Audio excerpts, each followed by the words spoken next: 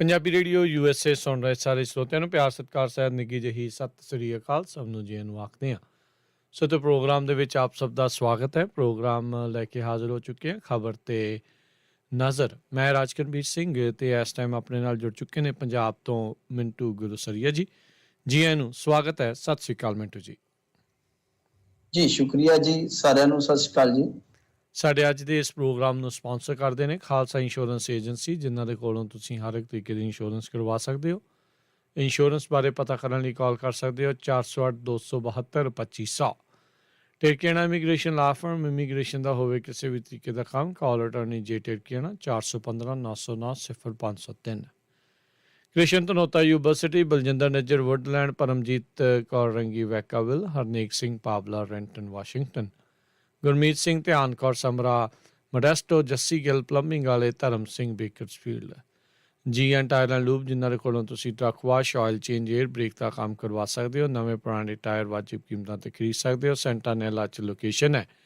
ਕਾਲ ਨਿਮਾ ਸੋਹਤਾ 209 277 0113। West Coast truck driving school Fresno, ਜਿੱਥੇ ਕਿ ਤੁਹਾਨੂੰ ਵਧੀਆ ਢੰਗ ਦੇ ਨਾਲ ਟਰੱਕ ਚਲਾਉਣ ਦੀ ਸਿਖਲਾਈ ਦਿੱਤੀ ਜਾਂਦੀ ਹੈ। ਕਾਲ ਅਜੀਤ ਅਟਵਾਲ 559 374 4541 ਅਤੇ ਜ਼ੈਂਡਰ ਗਰੁੱਪ, ਜਿੱਥੋਂ ਤੁਸੀਂ ਹੋਮ ਲੋਨਸ, ਘਰ ਖਰੀਦਣ ਅਤੇ ਘਰ ਵੇਚਣ ਦੀਆਂ ਸਰਵਿਸਿਜ਼ ਲੈ ਸਕਦੇ ਹੋ। ਕਾਲ ਮੋਹਨ ਚੀਮਾ 855 905 2575। ਇਹਨਾਂ ਸਾਰਿਆਂ ਦਾ ਧੰਨਵਾਦ। ਜੇਕਰ ਤੁਸੀਂ ਜਾਂ ਕੋਈ ਹੋਰ ਕਾਰੋਬਾਰ ਇਸ ਪ੍ਰੋਗਰਾਮ ਨੂੰ ਸਪਾਂਸਰ ਕਰਨਾ ਚਾਹੁੰਦੇ ਹੋ, ਸੰਪਰਕ ਕਰ ਸਕਦੇ ਹੋ ਨੰਬਰ 408 722 7698 ਦੇ ਉੱਤੇ। ਮਿੰਟੂ ਜੀ, ਗੱਲਬਾਤ ਦਾ ਸਿਲਸਿਲਾ ਸ਼ੁਰੂ ਕਰਦੇ ਜਾਈਏ। ਅੱਜ ਦੀਆਂ ਮਿੰਟੂ ਜੀ ਅਹਿਮ ਖਬਰਾਂ ਕੀ ਰਹੀਆਂ? ਜੀ ਇਸ ਵੇਲੇ ਦੀ ਵੱਡੀ ਖਬਰ ਜੇ ਆਪਾਂ ਦੇਖੀਏ ਤਾਂ ਉਹ ਇਹ ਆ ਕਿ ਅੰਮ੍ਰਿਤਸਰ ਦੇ ਵਿੱਚ ਅੱਜ ਫਿਰ ਫਾਇਰਿੰਗ ਹੋ ਗਈ ਆ। ਮਤਲਬ ਕਿ ਪੰਜਾਬ ਮੁਸਲਸਲ ਗੋਲੀਆਂ ਦੇ ਖੜਾਕ ਦੇ ਨਾਲ ਦਹਿਲ ਰਿਹਾ ਹੈ। ਤਾਂ ਅੱਜ ਜਿਹੜੀ ਇਹ ਗੋਲੀ ਚੱਲੀ ਹੈ, ਇਹਦੇ ਵਿੱਚ ਇੱਕ ਬੰਦਾ ਮਰ ਗਿਆ, ਇੱਕ ਜ਼ਖਮੀ ਹੈ। ਮਾਰਨ ਵਾਲਿਆਂ ਦੇ ਵਿੱਚ ਦੱਸਦੇ ਆ ਕਿ ਕਥਿਤ ਤੌਰ ਤੇ ਇੱਕ ਕਾਉਂਸਲਰ ਦਾ ਮੁੰਡਾ ਹੈ। ਇਹ ਕਾਉਂਸਲਰ ਪਹਿਲਾਂ ਕਾਂਗਰਸੀ ਸੀ, ਪਰ ਹੁਣ ਤੁਹਾਨੂੰ ਪਤਾ ਹੀ ਹੈ ਕਿ ਆਮ ਆਦਮੀ ਪਾਰਟੀ ਨੇ ਉੱਥੇ ਕਾਉਂਸਲਰ ਖਾਸੇ ਤੋੜੇ ਸੀ। ਦੱਸਿਆ ਜਾਂਦਾ ਮੀਡੀਆ ਰਿਪੋਰਟਾਂ ਦੇ ਮੁਤਾਬਕ ਕਿ ਉਕਤ ਕਾਉਂਸਲਰ ਆਮ ਆਦਮੀ ਪਾਰਟੀ ਦੇ ਵਿੱਚ ਸ਼ਾਮਲ ਹੋ ਗਿਆ ਸੀਗਾ। ਸੋ ਇਸ ਸਾਰੇ ਗੋਲੀकांड ਤੋਂ ਬਾਅਦ ਇੱਕ ਵਾਰੀ ਫਿਰ ਸਵਾਲ ਉੱਠ ਰਿਹਾ ਹੈ ਕਿ ਮੌਕੇ ਤੇ ਮੌਜੂਦ ਪੁਲਿਸ ਮੂਕ ਦਰਸ਼ਕ ਬਣੀ ਰਹੀ ਤਾਂ ਆਖਰ ਕਿਉਂ ਲਾਅ ਐਂਡ ਆਰਡਰ ਜਿਹੜਾ ਆ ਉਹ ਸੂਤ ਨਹੀਂ ਆ ਰਿਹਾ। ਇਹ ਬੜੇ ਵੱਡੇ ਸਵਾਲ ਨੇ ਕਿ ਪਹਿਲੇ ਜ਼ਖਮ ਜਿਹੜੇ ਪੰਜਾਬ ਦੇ ਉਹ ਭਰਦੇ ਨਹੀਂ, ਉਹ ਤੋਂ ਦੂਸਰੇ ਜ਼ਖਮ ਜਿਹੜੇ ਆ ਉਹ ਤਿਆਰ ਹੋ ਜਾਂਦੇ ਆ। ਇਸ ਤੋਂ ਇਲਾਵਾ ਅੰਮ੍ਰਿਤਸਰ ਤੋਂ ਹੀ, ਯਾਨੀ ਮਾਝੇ ਦੀ ਹੀ ਰਾਜਨੀਤੀ ਤੋਂ ਇੱਕ ਖਬਰ ਲਈਏ ਤਾਂ ਜਿਹੜੇ ਪੰਜਾਬ ਦੇ ਪੰਚਾਇਤ ਮੰਤਰੀ ਆ ਮਿਸਟਰ ਧਾਲੀਵਾਲ, ਉਹਨਾਂ ਨੇ ਅੱਜ ਇੱਕ ਵੱਡਾ ਦੋਸ਼ ਲਾਇਆ ਸਾਬਕਾ ਪੰਚਾਇਤ ਮੰਤਰੀ ਤ੍ਰਿਪਤਰਜਿੰਦਰ ਸਿੰਘ ਬਾਜਵਾ 'ਤੇ। ਇਲਜ਼ਾਮ ਉਹਨਾਂ ਨੇ ਲਾਇਆ ਕਿ ਇਹਨਾਂ ਨੇ ਮਤਲਬ ਕਿ ਜਦੋਂ ਸਰਕਾਰ ਚਲੇ ਗਈ ਤਾਂ ਉਸ ਤੋਂ ਬਾਅਦ ਆਰਡਰ ਕੱਢ ਦਿੱਤਾ। ਮਤਲਬ ਕਿ 11 ਮਾਰਚ ਨੂੰ ਚਰਨਜੀਤ ਸਿੰਘ ਚੰਨੀ ਨੇ ਸੂਬਾ ਕੈਬਨਿਟ ਦੇ ਨਾਲ ਮੀਟਿੰਗ ਕੀਤੀ ਅਤੇ ਦੁਪਹਿਰ ਬਾਅਦ ਤੇ ਰਾਜਪਾਲ ਨੂੰ ਅਸਤੀਫਾ ਸੌਂਪ ਦਿੱਤਾ ਸੀ।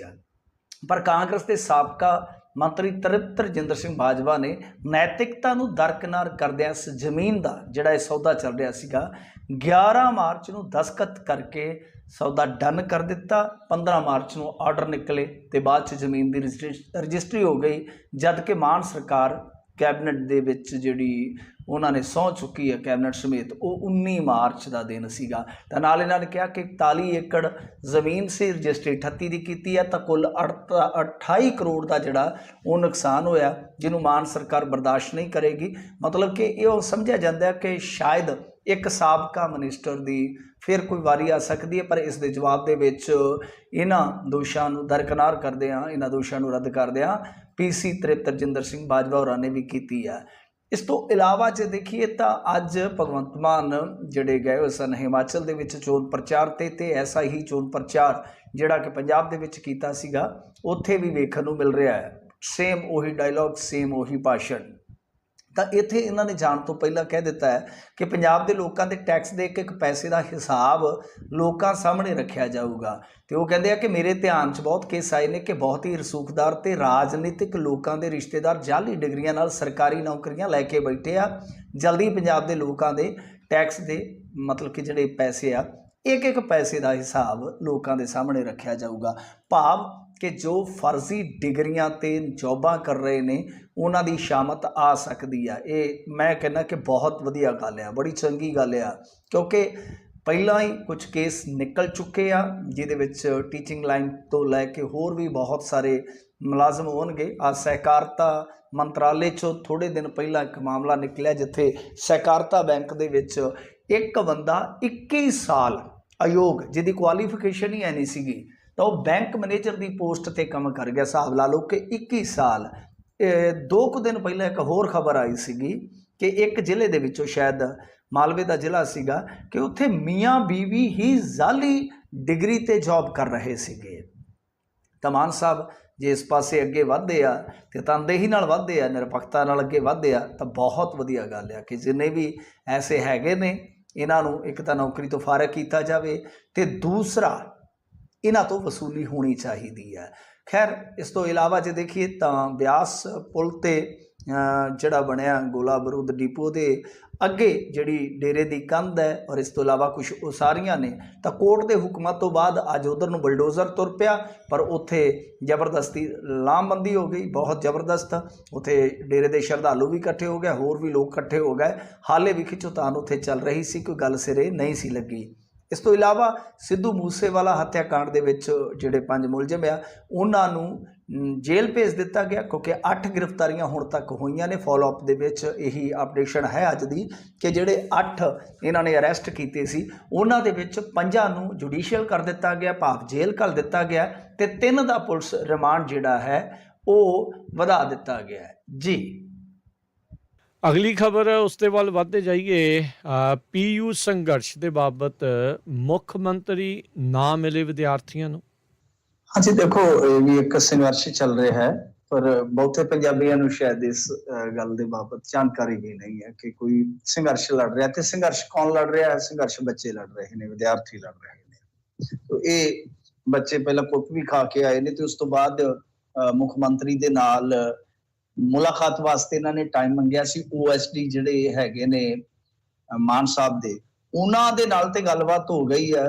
ਉਹਨਾਂ ਨੇ ਕਹਿ ਲਓ ਕਿ ਭਗਵੰਤ ਮਾਨ ਨਾਲ ਮੁਲਾਕਾਤ ਕਰਵਾਉਣ ਦਾ ਭਰੋਸਾ ਦਿੱਤਾ ਸੀਗਾ ਕਿ ਮੁੱਖ ਮੰਤਰੀ ਜੀ ਤੁਹਾਨੂੰ ਮਿਲ ਲੈਣਗੇ, ਪਰ ਬੀਤੇ ਰੋਜ਼ ਜਥੇਬੰਦੀਆਂ ਦੇ ਨੁਮਾਇੰਦਿਆਂ ਨੇ ਜਦੋਂ ਰਿਹਾਇਸ਼ ਤੇ ਪਹੁੰਚ ਕੇ ਗੱਲਬਾਤ ਕਰਨੀ ਚਾਹੀ ਤਾਂ OSD ਸਾਹਿਬ ਤਾਂ ਮਿਲੇ ਨੇ, ਪਰ ਮੁੱਖ ਮੰਤਰੀ ਨਾਲ ਮੀਟਿੰਗ ਲਈ ਕੋਈ ਸਮਾਂ ਨਹੀਂ ਦਿੱਤਾ ਗਿਆ ਤੇ ਨਾ ਹੀ ਪੰਜਾਬ ਯੂਨੀਵਰਸਿਟੀ ਦੇ ਮਸਲੇ ਸੰਬੰਧੀ ਕੋਈ ਗੰਭੀਰਤਾ ਦਿਖਾਈ ਹੈ। ਅਜਿਹੀ ਗੱਲ ਜਿਹੜੀ ਹੈ ਉਹ ਕੀਤੀ ਆ ਮਿਲ ਕੇ ਆਏ ਵਿਦਿਆਰਥੀਆਂ ਚੋਂ, ਜਿਹੜੇ ਵਿਦਿਆਰਥੀ ਜਥੇਬੰਦੀ PSU ਲਲਕਾਰ ਦੇ ਪ੍ਰਧਾਨ ਨੇ। ਖੈਰ ਦੇਖੋ, ਗੱਲ ਕੀ ਹੈ ਕਿ ਠੀਕ ਹੈ ਕਿ CM ਕਦੇ ਜਿਵੇਂ ਚ ਵੀ ਹੋ ਸਕਦੇ ਆ, ਕੋਈ ਵੱਡੀ ਗੱਲ ਨਹੀਂ ਹੈ, ਪਰ ਜੇ ਮੰਨ ਲਓ ਕਿਸੇ ਦਿਨ ਉਹਨਾਂ ਦੇ ਕੋਲ ਵਕਤ ਨਹੀਂ ਹੈਗਾ, ਪਰ ਅਗਲੇ ਦਿਨ ਉਹ ਵਿਦਿਆਰਥੀਆਂ ਨੂੰ ਬੁਲਾ ਸਕਦੇ ਆ। ਚੰਡੀਗੜ੍ਹ ਦੇ ਵਿੱਚ ਹੀ ਵਿਦਿਆਰਥੀ ਜਥੇਬੰਦੀਆਂ ਸੰਘਰਸ਼ ਕਰ ਰਹੀਆਂ ਨੇ ਤੇ ਚੰਡੀਗੜ੍ਹ ਦੇ ਵਿੱਚ ਹੀ ਉਹਨਾਂ ਦੀ ਰਿਹਾਇਸ਼ ਹੈ। ਇਹ ਉਚੇਚ ਨਾਲ ਕੀਤਾ ਵੀ ਜਾ ਸਕਦਾ ਆ, ਇਹ ਜ਼ਰੂਰੀ ਵੀ ਆ, ਤੇ ਇਹਦੇ ਚ ਮੇਰੇ ਖਿਆਲ ਦੇ ਨਾਲ ਪੰਜਾਬ ਦੇ ਇੰਟਰਸਟ ਨੇ, ਪੰਜਾਬ ਦੇ ਜਜ਼ਬਾਤ ਨੇ, ਪੰਜਾਬ ਦੇ ਹੱਕ ਹਕੂਕ ਦੀ ਗੱਲ ਆ। ਜੇ ਥੋੜਾ ਜਿਹਾ ਸਮਾਂ ਮੁੱਖ ਮੰਤਰੀ ਸਾਹਿਬ ਲਾ ਦੇਣਗੇ ਤਾਂ ਕੋਈ ਚੱਕਰ ਨਹੀਂ ਹੈਗਾ, ਦੂਸਰੇ ਪਾਸੇ ਜੇ ਕਿਤੇ ਘੱਟ ਵੀ ਲੱਗ ਜਾਏਗਾ। ਬੜਾ ਬੇਸ਼ਕੀਮਤੀ ਸਮਾਂ ਹੈ ਉਹਨਾਂ ਦਾ, ਪਰ ਸਮਾਨ ਵੀ ਬੜਾ ਬੇਸ਼ਕੀਮਤੀ ਹੈ ਨਾ ਜਿਹੜਾ ਜਾ ਰਿਹਾ ਹੱਥ ਚ, ਕਿਉਂਕਿ ਯੂਨੀਵਰਸਿਟੀ ਦੇਖੋ ਵੱਖ-ਵੱਖ ਪੜਾਵਾਂ ਦੇ ਜ਼ਰੀਏ, ਵੱਖ-ਵੱਖ ਹੱਲਿਆਂ ਦੇ ਜ਼ਰੀਏ ਸਾਥੋਂ ਦੂਰ ਕਰਨ ਦਾ ਯਤਨ ਹੁੰਦਾ ਰਿਹਾ, ਤਰੱਦਤ ਹੁੰਦਾ ਰਿਹਾ। ਕਦੇ ਕਮੇਟੀ ਬਣੀ, ਉਹਨੇ ਸਿਫਾਰਸ਼ਾਂ ਕੀਤੀਆਂ, ਔਰ ਐਸੀਆਂ ਸਿਫਾਰਸ਼ਾਂ ਕਿ ਬਿਲਕੁਲ ਯੂਨੀਵਰਸਿਟੀ ਦਾ ਜਿਹੜਾ ਫੰਕਸ਼ਨਿੰਗ ਦਾ ਬਿਲਕੁਲ ਰੂਪ ਰੰਗ ਸਾਰਾ ਹੀ ਬਦਲ ਦਿਓ। ਫਿਰ ਇਸ ਤੋਂ ਇਲਾਵਾ ਇੱਥੋਂ ਤੱਕ ਕਿ ਜਿਹੜੇ ਸਾਡੇ ਚੁਣੇ ਆਉਂਦੇ ਨੁਮਾਇੰਦੇ, ਉਹਨਾਂ ਨੂੰ ਕਾਟ ਵਾਸਤੇ ਵੀ ਕਹਿ ਲਓ ਕਿ ਸਿਫਾਰਿਸ਼ ਦਿੱਤੀ ਗਈ ਸੀ। ਬਥੇਰਾ ਕੁਛ ਲਿਖਿਆ ਸੀਗਾ ਸਿਫਾਰਿਸ਼ਾਂ 'ਚ, ਚੋਣ ਨੂੰ ਲੇਟ ਕੀਤਾ ਗਿਆ।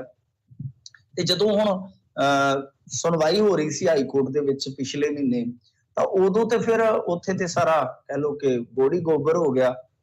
ਉੱਥੇ ਜਦੋਂ ਸੁਣਵਾਈ ਹੋਈ ਤਾਂ ਮਸਲਾ ਤਾਂ ਹੈਗਾ ਸੀਗਾ ਕਿ ਜੋ ਸੈਂਟਰਲ ਸਰਵਿਸ ਰੂਲ ਲਾਗੂ ਕੀਤੇ ਇਹਨਾਂ ਨੇ, ਉਹਦੇ ਵਾਸਤੇ ਇੱਕ ਪ੍ਰੋਫੈਸਰ ਨੇ ਕੋਈ ਪਾਈ ਮਤਲਬ ਕਿ ਪਟੀਸ਼ਨ ਵਗੈਰਾ, ਚਲੋ ਉਹਨਾਂ ਦੇ ਹੱਕ ਬਣਦੇ ਆ ਜੇ ਲੱਗਦਾ ਹੈ ਕਿ ਸਾਡੇ ਹੱਕਾਂ ਨੂੰ ਪਾਲੇ ਜਾ ਰਹੇ ਆ। ਤਾਂ ਇਸ ਸੁਣਵਾਈ ਦੇ ਦੌਰਾਨ ਹੀ ਹਾਈ ਕੋਰਟ ਦੇ ਜੱਜ ਸਾਹਿਬ ਜਿਹੜੇ ਸੀਗੇ ਸੁਣਵਾਈ ਕਰ ਰਹੇ, ਤਾਂ ਉਹਨਾਂ ਨੇ ਕਿਹਾ ਕਿ ਸੈਂਟਰਲ ਯੂਨੀਵਰਸਿਟੀ ਦਾ ਦਰਜਾ ਸੈਂਟਰ ਇਹਨੂੰ ਕਿਉਂ ਨਹੀਂ ਦੇ ਦਿੰਦੇ, ਤੇ ਕੰਮ ਹੀ ਨਿਬੜੇ।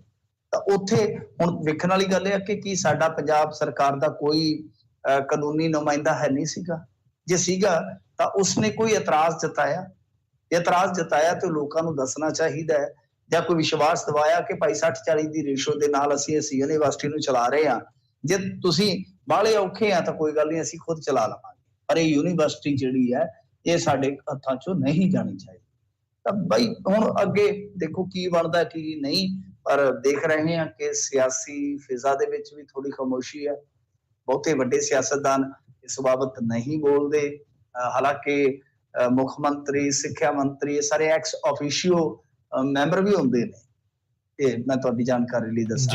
ਹੁਣ ਕਿਉਂ ਨਹੀਂ ਬੋਲ ਰਹੇ, ਇੱਕ ਵੱਡਾ ਸਵਾਲ ਆ। ਹਾਕਮ ਧਿਰ, ਵਿਰੋਧੀ ਧਿਰ, ਸਾਰਿਆਂ ਨੂੰ ਬੋਲਣਾ ਪਏਗਾ ਤੇ ਸਭ ਤੋਂ ਪਹਿਲਾਂ ਤਾਂ ਉਚੇਚ ਦੇ ਨਾਲ ਮਾਨ ਸਾਹਿਬ ਨੂੰ ਮੁਲਾਕਾਤ ਕਰਨੀ ਚਾਹੀਦੀ ਹੈ, ਔਰ ਜੋ ਵੀ ਉਹ ਕਰ ਸਕਦੇ ਆ ਕਰਨ ਵਾਸਤੇ ਉਹਨਾਂ ਨੂੰ ਤਿਆਰ ਹੋਣਾ ਚਾਹੀਦਾ ਹੈ।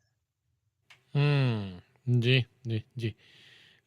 ਅਗਲੀ ਮਿੰਟੂ ਜੀ ਗੱਲ ਕਰੀਏ, ਕਾਂਗਰਸ ਤੋਂ ਬਾਅਦ ਹੁਣ ਅਕਾਲੀ ਦਲ ਨੂੰ ਭਾਜਪਾ ਲਾ ਸਕਦੀ ਹੈ ਰਗੜਾ?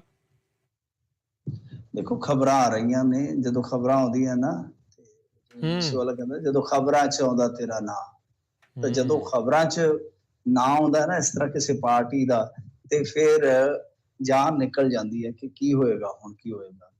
ਕਾਂਗਰਸ ਮਾਂਜੀ ਗਈ, ਤੁਹਾਨੂੰ ਪਤਾ ਭਾਰਤੀ ਜਨਤਾ ਪਾਰਟੀ ਚੁੱਪ ਕੇ ਆਈ, ਚੋਰੀ ਚੁੱਪ ਕੇ ਤੇ ਉਹਨਾਂ ਨੇ ਖਲਾਰਾ ਪਾ ਦਿੱਤਾ। ਔਰ ਅੱਜ ਦੀ ਘੜੀ ਆਪਾਂ ਜੇ ਦੇਖੀਏ, ਕੱਲ ਦੇ ਪ੍ਰੋਗਰਾਮ ਦੇ ਵਿੱਚ ਵੀ ਆਪਾਂ ਗੱਲ ਕੀਤੀ ਸੀਗੀ ਕਿ ਉਸ ਤੋਂ ਬਾਅਦ ਨਵਜੋਤ ਸਿੰਘ ਸਿੱਧੂ ਦੇ ਨਾਲ ਪ੍ਰਤਾਪ ਸਿੰਘ ਬਾਜਵਾ ਨੇ ਜਿਹੜੀ ਜਾ ਕੇ ਜੇਲ੍ਹ ਦੀ ਮੁਲਾਕਾਤ ਪਾਈ ਆ, ਉਹ ਮੁਲਾਕਾਤ ਵੀ ਕੁਝ ਇਹਨਾਂ ਸੰਦਰਭਾਂ ਦੇ ਨਾਲ ਹੀ ਜੁੜੀ ਜਾਂ ਮਿਲੀ ਜਾਂ ਰਲੀ ਹੋ ਸਕਦੀ ਹੈ। ਤਾਂ ਇੱਧਰ ਹੁਣ ਜਿਹੜੀ ਖਬਰ ਆ ਰਹੀ ਆ, ਉਹ ਖਬਰ ਇਸ ਕਰਕੇ ਅੱਜ ਚਰਚਾ ਦਾ ਵਿਸ਼ਾ ਬਣੀ ਆ ਕਿਉਂਕਿ ਬੀਤੇ ਦਿਨੀ ਜਿਹੜੇ ਗੋਨੀ ਅਜਨਾਲਾ ਹੈ, ਉਹਨਾਂ ਦੀ ਇੱਕ ਤਸਵੀਰ ਛਪੀ ਸੀ ਮੀਡੀਆ ਦੇ ਵਿੱਚ, ਜਿਹਦੇ 'ਚ ਅੰਮ੍ਰਿਤਸਰ ਈਸਟ ਤੋਂ ਮੇਰੇ ਖਿਆਲ ਦੇ ਨਾਲ ਜਿਹੜੇ ਇਲੈਕਸ਼ਨ ਲੜੇ ਸਨ ਮਿਸਟਰ ਜਗਮੋਹਨ ਜੀ, ਉਹ ਨਜ਼ਰ ਆ ਰਹੇ ਨੇ। ਤਾਂ ਉੱਥੋਂ ਫਿਰ ਗੱਲਾਂ ਬਣੀਆਂ, ਚਰਚੇ ਹੋਏ। ਮੋਨੀ ਸਾਹਿਬ ਕਹਿੰਦੇ ਕਿ ਨਹੀਂ ਐਸਾ ਕੁਛ ਨਹੀਂ, ਮੈਂ ਕਿਤੇ ਨਹੀਂ ਜਾ ਰਿਹਾ ਹੈਗਾ, ਇਹ ਤੇ ਵੈਸੇ ਜਿੱਦਾਂ ਕਹ ਲਓ ਕਿ ਰਸੂਖ ਵਾਲੀ ਮਿਲਣੀ ਆ, ਕੋਈ ਆ ਗਿਆ ਸ਼ਿਸ਼ਟਾਚਾਰੀ ਭੇਂਟ ਵਾਰਤਾ ਹੈ, ਉਹ ਮੁਲਾਕਾਤ ਅਸੀਂ ਕੀਤੀ ਹੈ, ਗੱਲਾਂ ਬਾਤਾਂ ਕੀਤੀਆਂ ਨੇ, ਹੋਰ ਇਹਦੇ 'ਚ ਕੱਖ ਵੀ ਨਹੀਂ ਹੈਗਾ। ਪਰ ਹੁਣ ਮੀਡੀਆ ਦੇ ਇੱਕ ਹਿੱਸੇ ਦੇ ਵਿੱਚ ਖਬਰਾਂ ਲੱਗ ਗਈਆਂ ਨੇ, ਖਬਰਾਂ ਛਪ ਗਈਆਂ, ਢੋਲ ਕਹ ਲਓ ਕਿ ਪੂਰੇ ਵੱਜ ਰਹੇ ਆ ਕਿ ਅਕਾਲੀ ਦਲ ਦੇ ਕੁਝ ਆਗੂ ਅਲਵਿਦਾ ਕਹਿ ਕੇ ਭਾਜਪਾ ਵਿੱਚ ਜਾਣ ਦੀਆਂ ਤਿਆਰੀਆਂ ਖਿੱਚੀ ਬੈਠੇ ਆ। ਮਤਲਬ ਹੁਣ ਇਸ ਚੀਜ਼ ਨੂੰ ਥੋੜਾ ਦੇਖੋ ਗੌਰ ਦੇ ਨਾਲ ਕਿ ਜੋ ਕਾਂਗਰਸ ਦੇ ਲੀਡਰ ਛੱਡ ਕੇ ਗਏ ਸਨ ਬੀਤੇ ਦਿਨੀ ਪੰਜੇ ਦਾ ਸਾਥ, ਉਹ ਜ਼ਿਆਦਾਤਰ ਮਾਲਵੇ ਤੇ ਕਹਿ ਸਕਦੇ ਆਪਾਂ ਕਿ ਆਪਣੀ ਪਕੜ ਰੱਖਦੇ ਸੀ। ਇਹ ਹੁਣ ਮਾਝਾ ਆ ਗਿਆ, ਤਾਂ ਇਹਦਾ ਅਰਥ ਇਹੋ ਨਿਕਲਦਾ ਹੈ ਕਿ ਉਹ ਹੌਲੀ ਕੁਛ ਵੀ ਹੈ ਜਿਨ੍ਹਾਂ ਨੂੰ ਅਸੀਂ ਕਹਿ ਲਈਏ ਕਿ ਇਹਨਾਂ ਦੇ ਪੱਲੇ ਕੁਛ ਨਹੀਂ, ਇਹ ਨਕਾਰੇ ਨੇ, ਫਲਾਇਆ ਟਮਕਾਇਆ, ਕੁਛ ਵੀ ਕਹੋ, ਪਰ ਉਹ ਇਸ ਤਰ੍ਹਾਂ ਇਲਾਕਾ ਵਾਈਜ਼ ਹੌਲੀ ਆਪਣੀ ਸਥਿਤੀ ਨੂੰ ਮਜ਼ਬੂਤ ਕਰਨ ਦੀ ਕੋਸ਼ਿਸ਼ ਕਰ ਰਹੇ ਨੇ। ਹਾਲਾਂਕਿ ਕਿੰਨੀ ਕੁ ਸਫਲਤਾ ਮਿਲਦੀ ਆ ਉਹਦੇ ਤੇ ਮੈਨੂੰ ਤਾਂ ਘੱਟੋ-ਘੱਟ ਸ਼ੱਕ ਹੈ ਕਿ ਹਾਲ ਦੀ ਘੜੀ ਐਸਾ ਨਜ਼ਰ ਨਹੀਂ ਆਉਂਦਾ ਕਿ ਭਾਜਪਾ ਨੂੰ ਕੋਈ ਜ਼ੋਰਦਾਰ ਸਮਰਥਨ ਮਿਲ ਜਾਏਗਾ ਯਕਦਮ ਰਾਤੋਂ ਰਾਤ, ਕਿਉਂਕਿ ਇੱਥੇ ਪੋਲਰਾਈਜੇਸ਼ਨ ਦੀ ਕਵਾਇਦ ਵੀ ਇਹਨਾਂ ਨੇ ਸ਼ੁਰੂ ਕੀਤੀ ਸੀਗੀ, ਕੋਈ ਸਫਲਤਾ ਨਹੀਂ ਮਿਲੀ। ਇੱਥੇ ਇਹੋ ਜਿਹਾ ਮਸਲਾ ਹੁੰਦਾ ਕਿ ਤੁਸੀਂ ਦੇਖੋ ਐਸੀ ਭਾਈਚਾਰੇ ਦਾ ਸੀਐਮ ਫੇਸ ਸੀਗਾ ਐਤਕੀ ਚੰਨੀ, ਹਰਾ ਦਿੱਤਾ ਅਗਲਿਆਂ। ਜੇ ਆਪਾਂ ਦੇਖੀਏ ਤਾਂ ਇਸ ਤਰ੍ਹਾਂ ਦੀਆਂ ਗੱਲਾਂ ਸਾਡੇ ਪੰਜਾਬ ਦੇ ਵਿੱਚ ਬਹੁਤ ਵਿਸ਼ੇਸ਼ ਨੇ, ਬਹੁਤ ਖਾਸ ਨੇ ਕਿ ਹੁਣ ਥੋੜਾ ਜਿਹਾ ਹੋਰ ਪੱਖ ਤੋਂ ਸੋਚਦਾ ਵੋਟਰ। ਪਰ ਇਹ ਆ ਕਿ ਭਾਜਪਾ ਜਿਹੜੀ ਹੈ ਉਹ ਹਾਰ ਮੰਨਣ ਦੇ ਰੌਂ ਦੇ ਵਿੱਚ ਨੇ, ਉਹ ਮੁਸਲਸਲ ਯਤਨ ਕਰ ਰਹੀ ਹੈ ਕਿ ਅਸੀਂ ਜ਼ੋਰਦਾਰ ਹਾਜ਼ਰੀ ਪੰਜਾਬ 'ਚ ਘੱਟੋ ਘੱਟ ਪਹਿਲਾਂ ਦਰਜ ਕਰਾਈਏ, ਇੱਕ ਮੁਕਾਬਲੇ 'ਚ ਆ ਜਾਈਏ 2024 ਤੱਕ, ਔਰ ਉਸ ਤੋਂ ਬਾਅਦ ਫਿਰ 2027 ਦੇ ਵਿੱਚ ਆਖੀਏ ਕਿ ਆਉਣ ਵਾਲਾ ਟਾਈਮ ਤੇਰੇ ਬਾਈ ਦਾ। ਇਸ ਤਰ੍ਹਾਂ ਭਾਜਪਾ ਜਿਹੜੀ ਆ ਹੌਲੀ ਅੱਗੇ ਵਧ ਰਹੀ ਆ। ਤੇ ਸਾਡੇ ਵੀ ਜਿਹੜੇ ਪੱਤਰਕਾਰ, ਸ਼ਹਿਰੀ ਪੱਤਰਕਾਰ ਨੇ ਜਾਂ ਵੱਡੇ ਸ਼ਹਿਰਾਂ ਦੇ ਪੱਤਰਕਾਰ ਨੇ, ਉਹ ਦੱਸਦੇ ਆ ਕਿ ਆਉਣ ਵਾਲੇ ਦਿਨਾਂ ਦੇ ਵਿੱਚ ਜਿਵੇਂ ਇਹ ਸਰਕਾਰ ਚੱਲੇਗੀ, ਉਹਦੇ ਰਿਜ਼ਲਟ ਕੁਛ ਸਾਡੇ ਸਾਹਮਣੇ ਆਉਣਗੇ, ਤਾਂ ਇਹ ਜਿਹੜੀ ਫੜ ਕੇ ਪਾਰਟੀ 'ਚ ਲਿਆਉਣ ਦੀ ਕਵਾਇਦ ਹੈ ਨਾ, ਬਹੁਤ ਜ਼ਿਆਦਾ ਤੇਜ਼ ਹੋ ਜਾਏ। ਹੁਣ ਦੇਖਦੇ ਆ ਕਿ ਇਹ ਹਨੇਰੀ ਜਿਹੜੀ ਆ ਉਹ ਛੋਟਾ ਮੋਟਾ ਵਾਵ ਰੋਲਾ ਹੀ ਬਣ ਕੇ ਰਹਿ ਜਾਂਦੀ ਆ, ਜਾਂ ਫਿਰ ਹਨੇਰੀ ਝੱਖੜ ਜਾਂ ਤੂਫਾਨ ਦਾ ਰੂਪ ਧਾਰਨ ਕਰ ਜਾਏਗੀ। ਪਰ ਵੱਡੀ ਖਬਰ ਆ ਕਿ ਕੁਝ ਅਕਾਲੀ ਆਗੂ ਮਾਝੇ ਦੇ ਵਿੱਚੋਂ ਭਾਜਪਾ 'ਚ ਜਾਣ ਦੀ ਤਿਆਰੀ ਵੀ ਨਹੀਂ ਬੈਠੀ। ਜੀ ਜੀ, ਇਦਾਂ ਤਾਂ ਲੱਗਦਾ ਇਹਨਾਂ ਦੋਨਾਂ ਪਾਰਟੀਆਂ 'ਚ ਬਚਣਾ ਹੀ ਕੱਖ ਨਹੀਂ ਆ। ਬਾਜਵਾ ਨੇ ਮੰਗੀ ਮੁੱਖ ਮੰਤਰੀ ਦੇ ਗਵਾਂਢ ਦੇ ਵਿੱਚ ਕੋਠੀ। ਸ਼ੁਕਰ ਕਰੋ ਮੁੱਖ ਮੰਤਰੀ ਵਾਲੀ ਕੋਠੀ ਨਹੀਂ ਮੰਗ ਲਈ, ਇਹੀ ਦੇ ਦਿਓ ਜੀ। ਦੇਖੋ ਗੱਲ ਕੀ ਹੈ ਕਿ ਬਾਜਵਾ ਸਾਹਿਬ ਨੇ ਡਿਮਾਂਡ ਕੀਤੀ ਹੈ ਕਿ ਬਈ ਮੈਨੂੰ ਕੋਠੀ ਜਿਹੜੀ ਹੈ ਨਾ ਮੁੱਖ ਮੰਤਰੀ ਦੇ ਨਾਲ ਵਾਲੀ ਦੇ ਦਿੱਤੀ ਜਾਵੇ, ਕਿਉਂਕਿ ਇਹ ਇਸ ਟਾਈਮ ਤੁਹਾਨੂੰ ਪਤਾ ਹੀ ਹੈ ਲੀਡਰ ਆਫ ਆਪੋਜੀਸ਼ਨ ਨੇ। ਲੀਡਰ ਆਫ ਆਪੋਜੀਸ਼ਨ ਨੂੰ ਆਮ ਤੌਰ ਤੇ ਜਿਹੜੀ ਕੋਠੀ ਮਿਲਦੀ ਹੈ ਤੇ ਉਹ ਉੱਥੇ ਮਤਲਬ ਕਿ ਟਿਕਾਣਾ ਬਣਾ ਲੈਂਦੇ ਆ। 39 ਦੇ ਵਿੱਚ ਹੈ ਮੇਰੇ ਖਿਆਲ ਦੇ ਨਾਲ। ਪਰ ਹੁਣ ਇਹਨਾਂ ਨੇ ਇੱਕ ਚਿੱਠੀ ਲਿਖੀ ਹੈ ਜਿਹੜੀ ਬਾਜਵਾ ਜੀ ਨੇ, ਕੋਠੀ ਨੰਬਰ 957 ਅਲਾਟ ਹੋਈ ਸੀ ਇਹਨਾਂ ਨੂੰ ਸੈਕਟਰ 39 ਦੇ ਵਿੱਚ। ਇਹ ਕਹਿੰਦੇ ਕਿ ਇਹ ਕੋਠੀ ਨਹੀਂ ਚਾਹੀਦੀ, ਸਗੋਂ ਇਹਨਾਂ ਨੂੰ ਸੈਕਟਰ 2 ਜਾਂ ਫਿਰ 3 ਇਹਦੇ ਵਿੱਚ ਕੋਈ ਲਗਜ਼ਰੀ ਕੋਠੀ ਮਿਲ ਜਾਵੇ ਤੇ ਫਕਰਾਂ ਦਾ ਜੀਵਨ ਸੌਖਾ ਗੁਜ਼ਰ ਜਾਏਗਾ। ਤਾਂ ਗੱਲ ਇਹ ਹੈ ਕਿ ਦੇਖੋ ਪ੍ਰਤਾਪ ਸਿੰਘ ਬਾਜਵਾ ਵੱਲੋਂ ਜਿਹੜੀ ਇਹ ਕੋਠੀ ਮੰਗੀ ਜਾ ਰਹੀ ਹੈ, ਬਿਜਲੀ ਤੇ ਪਾਣੀ ਤੇ ਸਾਰਾ ਕੁਝ ਤੁਹਾਨੂੰ ਪਤਾ ਇਹਦੇ ਚ ਮੁਫਤ ਹੀ ਮਿਲੇਗਾ, ਸਾਰਾ ਕੁਝ ਵੀ ਅਨਲਿਮਟਿਡ ਹੀ ਹੁੰਦਾ ਹੈ। ਤੇ ਇਹਨਾਂ ਕੋਠੀਆਂ ਦਾ ਬਿੱਲ ਵੀ ਤੁਹਾਨੂੰ ਪਤਾ ਲੱਖਾਂ ਚ ਆਉਂਦਾ ਹੈ, ਇਹ ਸਭ ਨੂੰ ਪਤਾ ਹੀ ਹੈ। ਪਰ ਹੁਣ ਗਾਰਡਨਿੰਗ ਵਾਸਤੇ ਮਾਲੀ ਵਗੈਰਾ ਉਹ ਸਾਰਾ ਇੰਤਜ਼ਾਮ ਤਦ ਹੋਏਗਾ ਕਿ ਬਈ ਜਦ ਸਾਰੇ ਅਧਿਕਾਰ ਜਿਹੜੇ ਮੁੱਖ ਮੰਤਰੀ ਦੇ ਕੋਲ ਆ ਇੱਧਰ ਆਉਣ ਲਈ ਤਾਂ ਉਹ ਹਾਂ ਕਰਦੇ ਆ, ਕਿਉਂਕਿ ਇਹ ਮੁੱਖ ਮੰਤਰੀ ਦੀ ਜਿਹੜੀ ਰਹਿਸ਼ ਆ ਉਹਦੇ ਬਿਲਕੁਲ ਨਾਲ ਆ। ਸੋ ਇਸ ਕਰਕੇ ਹੁਣ ਠੀਕ ਆ ਕਿ ਕੋਠੀ ਤਾਂ ਉਹਨਾਂ ਨੂੰ ਮਿਲੀ ਹੋਈ ਆ, ਪਰ ਉਹ ਚਾਰਾ ਮਾਰ ਰਹੇ ਆ ਕਿ ਮੁੱਖ ਮੰਤਰੀ ਦੇ ਨਾਲ ਵਾਲੀ ਜਿਹੜੀ ਗੁਆਂਢ ਦੇ ਵਿੱਚ, ਸੱਜਣ ਗਵਾਂਢੋਂ ਮੁੜ ਗਿਓ ਜਿਵੇਂ ਆਪਾਂ ਕਹਿੰਦੇ ਹੁੰਦੇ ਨਾ, ਇਹ ਕਹਿੰਦੇ ਆ ਕਿ ਸੱਜਣ ਗਵਾਂਢ ਦੇ ਵਿੱਚ ਰਹਿਣਾ ਚਾਹੁੰਦੇ ਨੇ। ਪਰ ਮੈਨੂੰ ਨਹੀਂ ਲੱਗਦਾ ਜੋ ਬੀਤੇ ਦਿਨੀ ਹੋਇਆ ਇੱਕ ਸਿਆਸੀ ਕਾਂਡ, ਉਹਦੇ ਤੋਂ ਜਾਪਦਾ ਹੈ ਕਿ ਥੋੜੀ ਨਾਰਾਜ਼ਗੀ ਰਹੇਗੀ ਮਾਨ ਸਾਹਿਬ ਦੀ, ਕਿਉਂਕਿ ਕਾਂਗਰਸੀ ਜਿਸ ਤਰ੍ਹਾਂ ਸੀਐਮ ਰਹਿਸ਼ ਤੇ ਗਏ, ਫਿਰ ਜਾ ਕੇ ਉਹ ਧਰਨੇ ਤੇ ਬੈਠ ਜਾਂਦੇ ਨੇ, ਉਸ ਤੋਂ ਬਾਅਦ ਫਿਰ ਚੱਲਦਾ ਹੈ ਦੌਰ ਧੱਕਾ ਮੁਖੀ ਦਾ ਧੱਕ ਧੱਕਈਆ, ਔਰ ਉਸ ਤੋਂ ਬਾਅਦ ਫਿਰ ਇਹਨਾਂ ਨੂੰ ਗ੍ਰਿਫਤਾਰ ਵੀ ਕੀਤਾ ਜਾਂਦਾ, ਪਰਚਾ ਵੀ ਪਾ ਦਿੱਤਾ ਜਾਂਦਾ। ਮਤਲਬ ਕਿ ਜੇ ਤਾਂ ਇਹ ਚੀਜ਼ਾਂ ਨਾ ਵਾਪਰਦੀਆਂ, ਕਿਉਂਕਿ ਉਸ ਦਿਨ ਤੁਸੀਂ ਵੇਖਿਆ ਹੋਏਗਾ ਕਿ ਸੀਐਮ ਨੇ ਬੜਾ ਗੁੱਸੇ ਵਾਲਾ ਟਵੀਟ ਕੀਤਾ ਸੀਗਾ ਕਿ ਬੱਚੀ ਖੁਚੀ ਕਾਂਗਰਸ ਸਮਾਂ ਲੈ ਤੋਂ ਬਗੈਰ ਮੇਰੀ ਰਹਿਸ਼ ਤੇ ਆਉਣ ਵਾਲੀ ਆ, ਇਸ ਤਰ੍ਹਾਂ ਦੀ ਉਹ ਸ਼ਬਦਾਵਲੀ ਸੀਗੀ ਜਿਹੜੀ ਉਹ ਕਿਤੇ ਨਾ ਕਿਤੇ ਉਹਨਾਂ ਦੇ ਗੁੱਸੇ ਦਾ ਪ੍ਰਗਟਾਵਾ ਨਜ਼ਰ ਆਉਂਦੀ ਸੀ। ਤਾਂ ਇਸ ਕਰਕੇ ਜਾਪਦਾ ਇਹ ਹੋਇਆ ਕਿ ਕੋਸ਼ਿਸ਼ ਤੇ ਕਰ ਰਹੇ ਨੇ, ਪਰ ਮੈਨੂੰ ਲੱਗਦਾ ਕਿ ਭਗਵੰਤ ਮਾਨ ਖਫਾ ਹੋਏ ਬੈਠੇ ਆ, ਉਹ ਏਡੀ ਛੇਤੀ ਹਾਂ ਕਰੂਗੇ ਨਹੀਂ। ਸੋ ਲਿਹਾਜ਼ਾ ਹਾਲ ਦੀ ਘੜੀ ਇਹਨਾਂ ਨੂੰ ਡੇਰੇ ਆਪਣੇ ਉੱਥੇ ਹੀ ਜਮਾਉਣੇ ਪੈਣਗੇ, ਬਾਕੀ ਕੋਈ ਪਤਾ ਨਹੀਂ। ਸੀਐਮ ਸਾਹਿਬ ਕਹਿ ਦੇਣ ਕਿ ਕੋਈ ਗੱਲ ਨਹੀਂ ਹੈ ਵੀ ਆਪਾਂ ਇਕੱਠੇ ਹੋ ਜਾਂਦੇ ਸੱਤਾਧਾਰੀ ਤੇ ਵਿਰੋਧੀ ਧਿਰ ਦੇ ਆਗੂ ਦੋਨੇ ਇੱਥੇ ਨੇੜੇ ਨੇੜੇ ਆ ਜਾਣਗੇ। ਜੀ ਜੀ, ਮਿੰਟੂ ਜੀ ਅਗਲੀ ਜੇ ਗੱਲ ਕਰਦੇ ਜਾਈਏ, ਆਮ ਆਦਮੀ ਪਾਰਟੀ ਦੀ ਮੀਟਿੰਗ ਵਿੱਚ ਮੋਢੀਆਂ ਨੇ ਦਿੱਤੇ ਉਲਾਂਭੇ। ਦੇਖੋ ਕੰਪੇਨ ਚੱਲ ਪਈ ਆ ਜ਼ਿਮਨੀ ਚੋਣ ਦੀ, ਅਕਾਲੀ ਦਲ ਵਾਲੇ ਵੀ ਜ਼ੋਰ ਲਾ ਰਹੇ ਨੇ, ਹੋਰ ਵੀ ਜਿਹੜੇ ਹੈਗੇ ਕਾਂਗਰਸੀ ਉਹ ਵੀ ਗੋਲ ਗੱਪੇ ਖਾ ਰਹੇ ਨੇ, ਰਾਜਾ ਵੜਿੰਗ ਜੀ ਗਲੀਆਂ ਚ ਉਤਰ ਆਏ ਨੇ।